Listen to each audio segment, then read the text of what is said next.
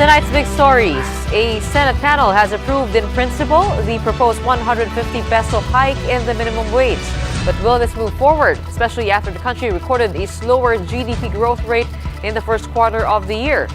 We'll discuss all of that with BPI lead economist June Neri later on in the program. President Marcos announces that there will be a reorganization of his cabinet as the one-year appointment ban imposed on candidates who lost in the 2022 polls come to an end this month. Who's in and who's out? We'll find out some of the names being floated for key positions with Ronald Llamas, former political advisor to late ex-president Noynoy Aquino. And heads up to all Meralco customers, you may have to shell out more for electricity this month as the power distributor announced a rate increase. More details on that later on in the show. Welcome to the show. I'm Gretchen Hall. I'm Chicky Brahel. And I'm Sean Yao. All right, today is going to be quite full of numbers, but we'll break that down for you. Let's start with tonight's big number, 150 pesos. Now, what does 150 pesos mean? Tinimes ko na yun kanina sa isang buwan. Let's say 22 days minus the 8 weekends. That's 3,300 pesos additional per month per employee. Yes, medyo mabigat, masakit yun. siya, di ba? Yun. Pero masakit din naman kasi yung mga price increases. So again, paano natin ito ibabalance, di ba? Pero may good news, guys. For all employees, small-time business owners say nga na mabigat ito. Agree. Pero sabi naman ng ECOP, no? Kakampi siya sa inyo, Cheeky. Yung Employers Confederation of the Philippines has argued that raising the minimum wage by 150 pesos could have a negative impact on available jobs as well as the prices of goods. And of course, business owners will feel the need to increase the prices of their products in order to be able to raise their employees' salaries. And some businesses could even be prompted to hire less workers in order to minimize their OPEX. Now, aside from those reasons, ECOP President Sergio Ortiz Luis argued that only 16% of the country's workforce will benefit from this wage hike, as around 84% belong to the informal sector, including farmers and fisher folk. Let's hear it from him. Tapos mahuli ng isda ng mga dahil tinaas sa sweldo ng iba gaganda ba anin nila? Hindi. So talagang lalayo. So hindi kaya suportahan ng gobyerno yung ayudahan yung ibang maiiwanan. Pag-isipan nilang mabuti. Yan ba'y makakabuti sa kalahatang manggagawa o makakasama? I was taking a look at some tweets a while ago. May nagsabi, just to keep his business open, he has to let go of one employee out of 4, and he should not, or he will not be able to pay himself just to keep the business running. So, hindi naman fair din yun, di ba? Sa mga businesses na, again, especially now, at this time in our lives, nakakatapos ng pandemya, nagre-recover pa lang maraming businesses. And they also pointed out nga, na most of the businesses are not even considered MSMEs or medium, small, and micro. Correct. They're nano businesses, right? This is, of course, on top of what that report just said, that a lot of people belong to the informal sector. So when you say micro business, that means yung asset size is like 3 million, 3 million and less. Tapos pag small, it's 3 to 15 million. Medium is 15 to 100, and large is 100 and above. Now, Senator Cheese Escudero actually said, Sean and Gretchen, na for the big corporations, this is probably okay. They can shoulder that. Pero pagdating nga dun sa micro and small, this is a big question mark. May numbers din ako. Ang cost of living dito sa NCR ay 1,161. Pero ang minimum wage natin dito ay 570. Right. So it's half of the cost of living. Right. You need 2 people to at least meet that working in the family, at bitin pa yun ng konti. Alright, So well, let's another not side to panic. it. So, itong panukalang ito, nakapasa pa lang naman in principle sa Senado, meron pa tayong Congress, and of course, yung signature ni Presidente. Now, ano naman kaya ang sabi ng Labor Department about this proposal? Let's hear it from JC Cosico. Sean, the Labor Department says employers should also be taken into account in pushing for the 150 peso wage hike, especially as most of the businesses in the country belong to the micro and small category. Secretary Benny Laguesma says this proposal should be carefully studied as a wage hike could impact not only job creation but also potential investments. Laguesma assures workers, though, they are currently reviewing wage hike petitions that are still pending. Sean? Thank you for that, JC Cosico. Lots of questions indeed about the 150 pesos wage hike, especially given the slower economy. Why is that? Well, the Philippine economy opened the year with a slower growth, albeit better than consensus amid favorable base effects and a resilient consumer spending. The Philippines' gross domestic product grew 6.4% year-on-year in the first 3 months of the year. This was slower, though, compared to the annual growth rate of 7.1% recorded in the fourth quarter of 2022 and the 8% expansion recorded a year ago. But according to NEDA, this should not be a cause for alarm. It is also expected that the state of the Philippine economy will gradually become normal in the coming months.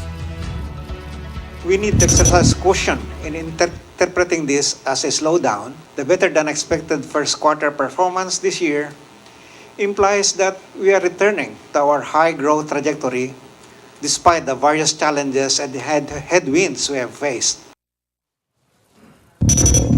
But girls, what factors could have played a role in the slow economy for the first quarter of the year? Let's bring in Shyla Francisco to give us the details. Shyla, please. Shiki, NEDA acknowledged the impact of inflation on our economy, but they say that can be countered if the state of our labor sector improves. Secretary Arsenio Balisacan also downplayed the possible blow of the El Niño phenomenon on our country's economy. He said that the agriculture's contribution to the economy, as measured by the GDP, is roughly around 10%, describing it as a blessing in disguise. Despite these challenges, economic managers remain confident that the target growth of 6 to 7% for this year will be achieved. Shiki? Thank you very much, Shyla Francisco. All right, let's discuss this 150 peso wage hike proposal as well as the country's 6.4% first quarter expansion. Joining us live via Zoom is June Neri, lead economist of BPI. June, good evening and welcome to The Big Story. Again, your thoughts on the country's 6.4% GDP. Of course, Secretary Balisacan has already explained that we were coming off of a low baseline. Do you really think we have finally recovered from the pandemic? And I want to get also, what was your personal estimate for first quarter GDP? Okay, good evening, Sean, and good evening to your viewers. There's a lot of stuff coming out from the GDP number today. Most notable is we managed to hit the 6 to 7% growth of the target of the government. No? However, considering that we declined so much during the pandemic, we were actually one of the weakest economies in Southeast Asia during this period, during the COVID lockdowns. 6 to 6.5% seems a little bit disappointing, and it was noted in your report earlier that inflation was probably the biggest drag to the economy's slowdown. No? But aside from this, of course, we had China's reopening. We thought would translate to a stronger economy for us, but it hasn't so far because China has actually been importing less from most of Southeast Asia despite the reopening. No? Of course, the other element is higher interest rates. This is also making it a little bit more difficult for businesses to expand because they're unsure whether interest rates will continue to rise or not. No?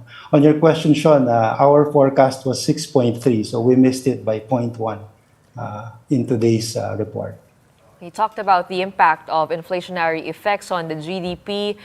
Taking a look at this 150 peso wage hike, on one hand, it will increase consumer spending power. On the other hand, do you think it's time, or will this, take a hit on businesses trying to recover? I think we should try to have a balancing act on this issue. Inflation indeed was high in the last couple of years. We breached the target last year, and this year we're going to breach it again. But let's say the peak is 9%,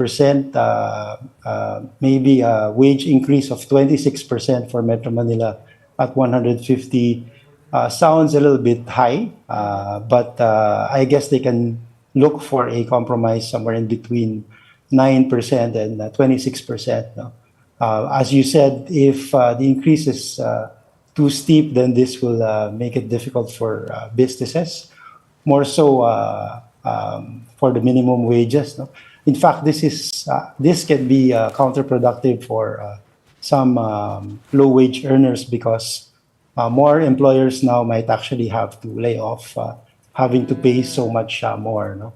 But on the other hand, we of course have to provide some adjustments for the wages of Filipinos given the high inflation environment that we went through. So really, we need to balance things off, Gretchen. Konting shift lang sa topic, sir. No? How big do you think will this El Nino phenomenon, which sometimes people call Super El Nino, what would be the effect in the business sector or on the economy? Yeah, well, again, we do have some improvements in irrigation, and our infrastructure in agriculture has been showing some gains over the past 10 years. No? But probably not enough to be able to avoid productivity issues that can arise if we do have an El Nino, a severe El Nino phenomenon this year. Remember that food production contributes a lot to agriculture, but also to manufacturing, no? Because a big share of manufacturing is actually coming from the area of food. And if food inputs become scarce or more expensive, then it actually brings back many of the problems, the challenges that we had last year when food prices together with other commodity prices went up. And this will probably continue to be a challenge for wage earners. No? And again, make this spiraling of wages and prices an even more complex issue. No? So, but we're hopeful that at least, well, if the El Nino is not coming out to be as severe, we are now seeing a downtrend in inflation, and this should help consumers a lot. Unemployment rate is doing pretty well, it's quite low, and we're hoping that we will also see a reasonable increase in wages. All right, so I think you see inflation has just to clarify very quickly before we let you go, June, inflation, you think it has already peaked? We think so at 8 somewhere near the 9% level, yes. But we're not sure whether it will go back to 4% immediately, more so with this challenge of a dry spell. No? All right, thank you so much for joining us tonight. June Neri, lead economist of BPI. And here's some more bad news, this time for Meralco customers, which I think is all of us here. You will have to shell just a little bit more this month, shell out a little bit more this month, rather, as the power distributor announced an increase in electricity rates. Meralco announced that there will be an almost 18 centavo per kilowatt hour increase in rates. The rate of 11 pesos and 31 centavos last April will become almost 11 pesos and 50 centavos this month. Households consuming 200 kilowatt hours monthly will be seeing a 35 peso increase in their bills. But this could be just the beginning. Meralco says rate increases could likely go on beyond June. Higher demand and lower supply due to lower amount of rainfall and lingering heat brought about by the El Nino phenomenon could also make power rates that much more expensive. Kung matuloy yung El Nino, depending on its severity, so yun yung dalawang impact na pwedeng mataas pa rin ang temperature, which will affect consumption or the demand side of the equation, and then pwedeng affected yung hydro plants with less rainfall, which will affect the supply side naman ng equation. Up next, President Marcos confirms plans to reorganize his cabinet. Are we gonna see losing poll candidates make a comeback? We'll discuss that and more with former political advisor Ronald Llamas. Stay with us here on One News.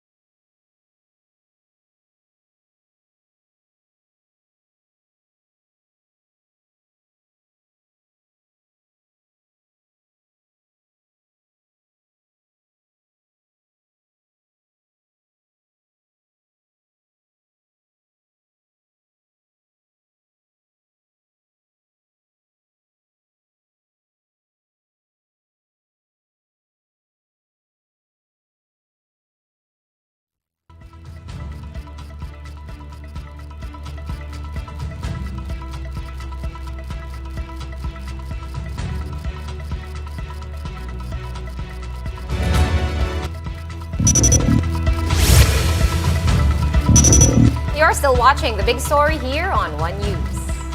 President Marcos confirms that there will be a reorganization of the cabinet following the one-year appointment ban on those who ran in the 2022 elections. The president made that remark in Indonesia last night at the 42nd ASEAN Summit. Marcos Jr. noted that he has already evaluated officials who have performed well during his first year in office. He adds that he will be picking additional cabinet members from among competent individuals who lost in the May 2022 polls. By the end of the first year, para maging maliwa. In a sense, tapos na yung OJT ng lahat ng tao. And we've seen who performs well and who is will be important to what we are doing. So, yes, there's really going to be, I don't know about reshuffle, pero reorganization sa kabinete. Gretchen, Sean, tanungin natin ang probability of those appointments happening. We have with us on the show Ronald Llamas, former political advisor to late ex-President Noynoy Aquino. Welcome to the big story. Unang tanong, Mar Rojas po sa cabinet. What do you think of this? Good evening, Gretchen, Sean, Shiki. Ang galing naman ng una yung tanong, si Mar Rojas kagad. Kulang tayo sa oras. Diretso na. Well, hindi naman siya natalo last election eh. So mukhang hindi naman siya yung hinihintay doon sa one-year ban. Pero persistently lumalabas yung pangalan niya at mukhang may mga balita rin na nakakausap siya ng presidente at saka ng first lady. Kaya hindi nakakagulat kung sakaling ma-appoint siya. Pero doon sa mga friends ni Mar Rojas, parang wala naman silang balita na siya ay papasok pa sa kabinete. No? Kaya si Mar naman ay pwede sa kahit anong cabinet position eh. Halimbawa, during our watch, siya ay naging DILG, siya ay naging DOTC. No? Kaya at before in previous governments ay naging DTI naman siya. Kaya he's more than capable of taking kahit anong cabinet position yung may offer sa kanya. Pero until it happens, ay hindi natin sigurado kung siya nga ay papasok sa gobyerno. Dahil itong pinag-uusapan ngayon ay yung mga natalong mga tumakbo last election na covered ng one-year ban. Bilang Si nabanggit Mar nyo na is po. not covered of the one-year ban. Kaya Si Isko gusto siyang Moreno, i-appoint, sir. yeah. Isko Moreno po. Yes, si Isko is another possible candidate. No, pero yung tatlo na posisyon na kinakailangan immediately na punuan ay yung dalawang acting, yung Department of National Defense, yung Department of Health at yung Department of Agriculture na pinamumunuan ni President Marcos ngayon, no? Sige, kay Doktora Minggita mukhang dun Padilla. sa Department of National Defense, ang lumalabas na pangalan ay si ex-Secretary Gibo Teodoro na tumakbong senador sa slate ni President Marcos. Sa Department of Health naman ay may lumalabas din na pangalan, si Dr. Minggita Padilla and a few more, no? Yung sa Department of Agriculture, mukhang kinakailangan na rin ni President Marcos na mag-appoint dahil isa sa mga importanteng ahensya natin ay yung Department of Agriculture. Sabi nga nung speaker natin kanina from BPI na may impact yung agriculture hindi lamang sa pagkain kung hindi mismo sa manufacturing. So kinakailangan talaga niya ng full-time agriculture secretary. What May mga about pangalan DILG? din na lumalabas Sir na Ronald? dating agriculture secretary. Meron Sir ding Ronald, lumalabas sorry. na possibility. Kulang kasi tayo Pero- sa oras. Pero ano tong naririnig natin? Tito Soto to the DILG? Di ba masaya si Presidente kaya Interior Secretary Benhur Abalos na hindi placeholder at talagang inappoint niya? Narinig niyo na ba Mukhang to? wala namang balita na aalis si Benhur Abalos sa DILG. May mga department na may mga nakikita mga problema. Halimbawa sa airport, nangyari yung Outage? nakaraan yung brownout at nangyari last year yung problema dun sa control, ng aviation control natin. So, sinasabi ng iba, baka kinakailangan kumuha ng ibang secretary sa DOTR, no? Baka kasama yan doon sa sinasabi ni President Bongbong na revamp, no? Meron ding mga reklamo tungkol sa Department of Labor, may mga reklamo rin tungkol sa Department of Trade and Industry, no? So, Tito Ron. yung hindi sinabi ni Presidente ay yung mga sino ba yung pwedeng palitan. Ang sinabi kasi niya, yung mga nag-perform ng maayos. Oo. No? Yung Tito Ron, binabanggit niya. Pero ayokong yung palagpasin. unsaid ay sino ba yung hindi nag-perform ng maigi? Itong pangalan na po. Yun yung hindi nabanggit ni Presidente. Kahit very quickly lang po, Erwin Tulfo. Siguro si Erwin ay may possibility siya na maipasok uli sa gobyerno, pero baka hindi na sa cabinet position, baka sa undersecretary position para hindi na magka-problema uli sa commission on appointments. No? Halimbawa, lumalabas yung NDRRMC, undersecretary position yata yon sa gobyerno ni President Marcos. So isang possibility yon, mahalaga ring position yon na for now, ang nag-head ay si President Marcos mismo. So, tingin ko, yun yung isang possibility para kay Erwin Tulfo. Para What hindi na about siya Gibo dumaan. Teodoro? Ronald, appointment. what about Gibo Teodoro for defense? Manunumbalik daw bilang defense secretary. Tulad ng nabanggit nyo, OIC Mukhang siya lang, si yung- Charlie Galvez Jr. Yes, mukhang yung isang dahilan nga kung bakit OIC lang si Galvez ay dahil merong hinahanda na pumalit sa kanya na mas hindi na acting, mas permanent secretary na. At alam naman natin na si Gibo Teodoro ay dati nang naging Secretary of National Defense. Kaya mukhang siya yung kumbaga namumuro in terms of halos siguradong ma-appoint. At most probably sa DND. Ayun. Thank you very much for your time. Thank you for joining us. Yan po si Ronald Llamas, former political advisor to late ex-President Noynoy Aquino. In other news, a House panel is now investigating the shortage of plastic cards for driver's licenses. The House Committee on Transportation questioned the Land Transportation Office and the DOTR over their supposed lack of urgency in procuring plastic cards ahead of time. LTO Chief J.R. Tugade said there had been no recent procurement activity before he assumed office. The LTO currently has a backlog of over 200,000 license cards. The agency is targeting to finalize procurement by the end of June and have supplies ready by August. Members of the House Committee were clearly dismayed, though, saying the shortage could have been managed better if agencies acted on time. Let's listen in. Before ka nag-assume, ASEC, ng November, walang procurement na ginawang LTO early part of the year. Tama ba yan? Nung pumasok po ako, wala pong ongoing procurement activities na nangyayari sa LTO. So, daig pa kayo na recto. Now, is there a fast way to fast-track procurement of these license cards? We have Marian Enriquez reporting on that. She covered today's House inquiry. Maan, what do you have?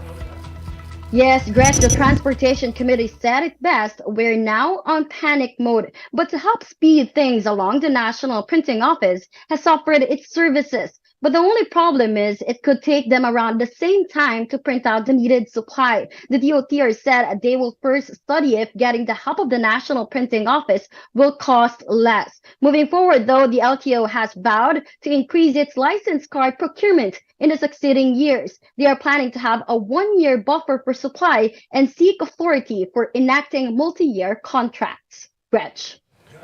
Right, thank you for that, Maan.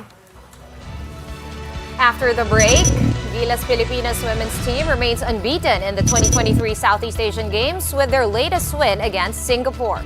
More updates on today's games when we return. Keep it here on One News.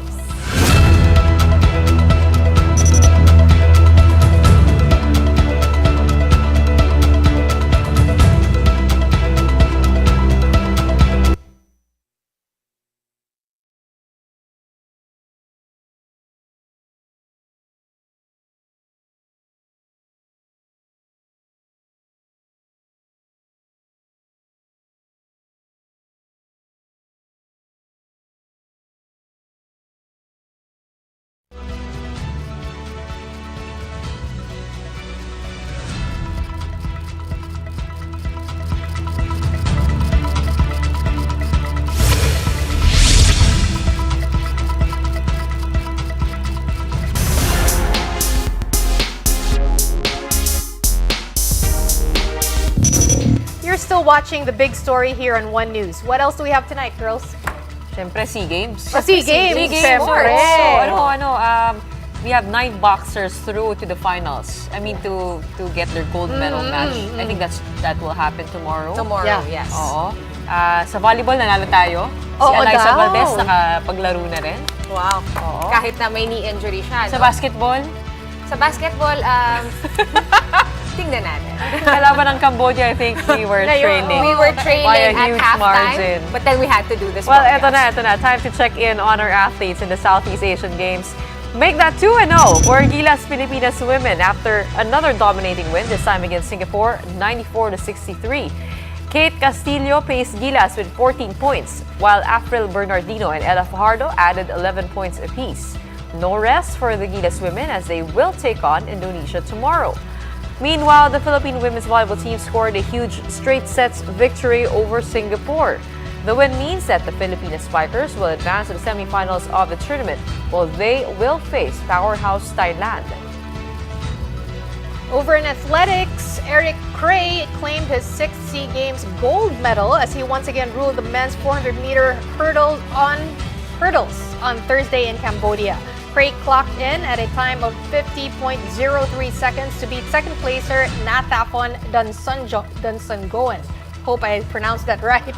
The Phil-American has won the event since 2013. As for Gilas Pilipinas, the highly anticipated game versus Cambodia is still ongoing. As you guys know, Cambodia fielded in several naturalized players from the U.S.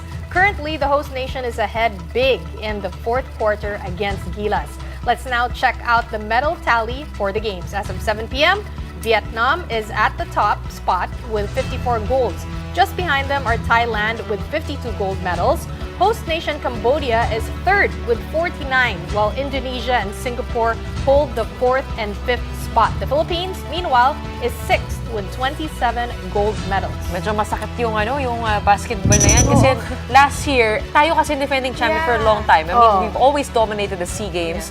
Last year, natalo tayo sa Indonesia. And dapat ito yung redemption year, di ba? Yeah, but then we did probably not expect that Cambodia will get a lot of naturalized But at players. least the women's team won, and then the women's volleyball I team love how won. you're ending this on a positive note. I'm always an optimist. Ako lang yata yung optimist. May pang-negative pa. Kahapon, 5th tayo, ngayon 6th daw. Sabi ni Bel Yun, di ba? Gregorio Bumagsak tayo kanina. na to 6th place. Pero may 9 boxers tayo going for gold medal matches tomorrow. So, That will definitely, hopefully, place us up in the tally further. Sana maka-3rd tayo because we've always been, going around 3rd, 4th, but the 5th medyo...